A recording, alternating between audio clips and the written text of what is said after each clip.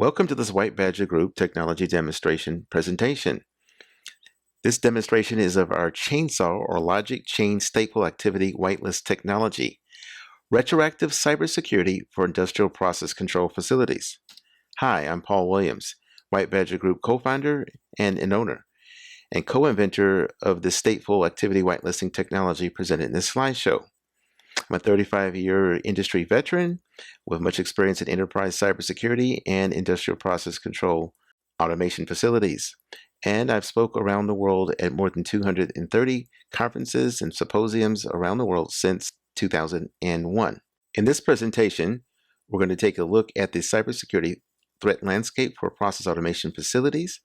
We'll introduce White Badger's chainsaw technology solution, look at how our chainsaw technology works, and set up for a hardware demonstration preview. The automation cybersecurity threat landscape.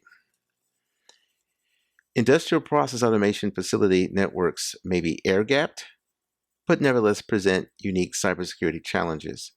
Many industrial process facilities attempt to mitigate the risk or lessen the risk to these networks by air-gapping or putting electronic space. There's either very few or no interconnections between a corporate network or the larger internet and the industrial process control network. And this is done to prevent the introduction of threats into the facility.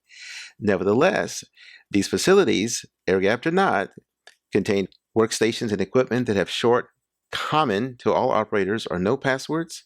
They use dated or ancient insecure operating systems and non-existent or infrequent vendor update security patch cycles. This means these operating systems could be very old. They could be 5, 10, or more years old and are well outside the vendor update cycles for security patches and so forth, making them particularly vulnerable to even often simple attacks if an attack were introduced into the facility. These facilities may be either missing antivirus software altogether, or maybe using outdated and seldom updated antivirus software. Frequently, computer modems may be used for different integrators to maintain the facility or to dial in for certain purposes. There may be network connections to a corporate network or some remote site for event monitoring.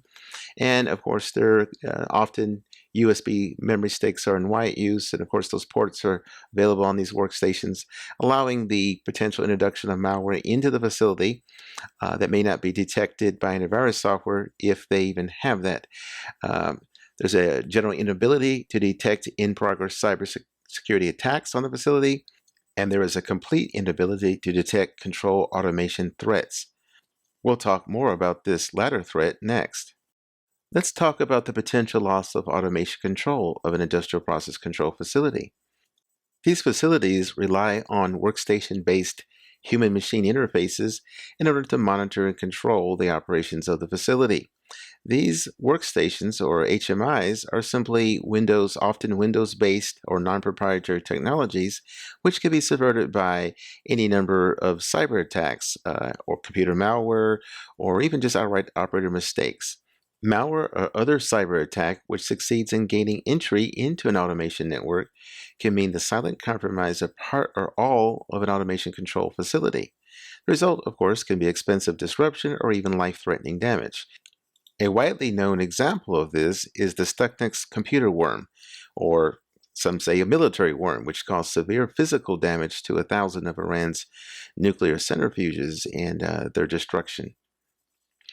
This Stuxnet computer worm, along with Flame and others, have actually been captured, and some have fallen into the worms and others have fallen into the hands of hackers around the world in many cases, and of course are being repurposed for potentially attacks against industrial process control facilities in the United States or our allies. And so that's what this presentation is about, and threat overview is getting ready for such attacks. It's time to introduce the White Badger chainsaw technology solution to see how it fits into this problem from a solution standpoint. What we've done is come up with what we're terming a retroactive defense. Our new patent pending cybersecurity defense technology we're calling ChainSAW, more on that later, offers retroactive cybersecurity protection for vulnerable process automation facilities. Our technology has two unique characteristics. It offers retroactive cybersecurity protection against targeted attacks advanced malware, operator mistakes, and even deliberate sabotage attempts from the inside by authorized personnel. Our solution does not require software or hardware changes of any kind to existing equipment or human-machine interfaces or the technology on the network. What does no changes mean? Well, it means that the existing equipment is not touched. Solution benefits. Our patent-pending technology has the following advantage. Detection rate of greater than 98%. Operates 100% passively in the background. It is tamper-proof against electronic or physical attacks from external or internal sources. Provides return on investment within 1 year through savings versus traditional solutions. Provides valuable facility visibility for troubleshooting and diagnostics, more on that later, and addresses operator error and human threats. Here's a technology overview at a glance.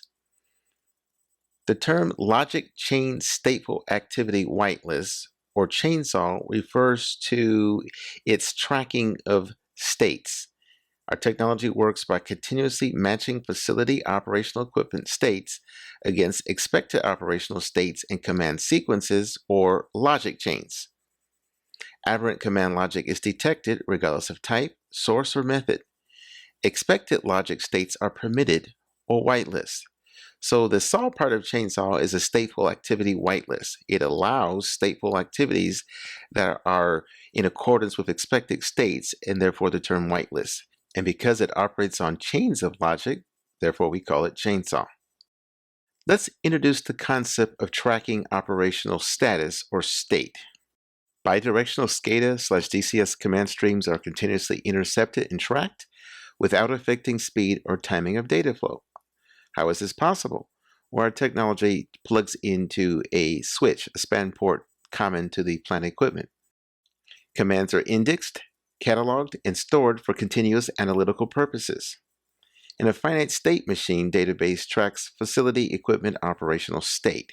Our patent-pending ChainSAW technology detects aberrant or malicious instructions because of duplications or conflicts with prior instructions, or because it contradicts the continuously recorded and tracked actual equipment states. Our solution then pinpoints the origin and method of command aberrations, recording technical details and sounding an alert. Optional. Error blocking or even error correcting logic. Obviously, many facilities will not use this optional feature, but just like error correcting hard drives once were novel and now are commonplace in data centers around the world, so we foresee that down the road that some facilities will make use of this capability to at least some extent. All right, we've heard about this technology, now it's time to see it. Coming up next, a working technology demonstration by my colleague Jason Thacker, Chief Technology Architect of White Badger Group and a co-owner and co-inventor of this technology. To whet your appetite to see the demonstration, you're going to see an actual working production process automation control network. It's using the same equipment, the same commands as an actual industrial process control facility. It's using Modbus over TCP, for example. There's an Ethernet hub you see in the center, exactly as a process control facility would use. And you're going to see Mr. Evil Hacker launch an attack on that network that represents an attack from any source, any method, any type, just as you've seen here. And then last but not least, you'll see our White Badger ChainSAW technology will plug in, detect the aberrant logic states, and alert on that conflict or duplication or overlap, whatever, any aberration from expected behavior alerts. You'll see all that. Jason's demonstration will answer a lot of questions you might have about hardware, software, and the actual, of course, logistics and mechanics of how our technology works. All right, here's contact information for myself as well as Jason. Thank you again for watching this White Badger technology demonstration video.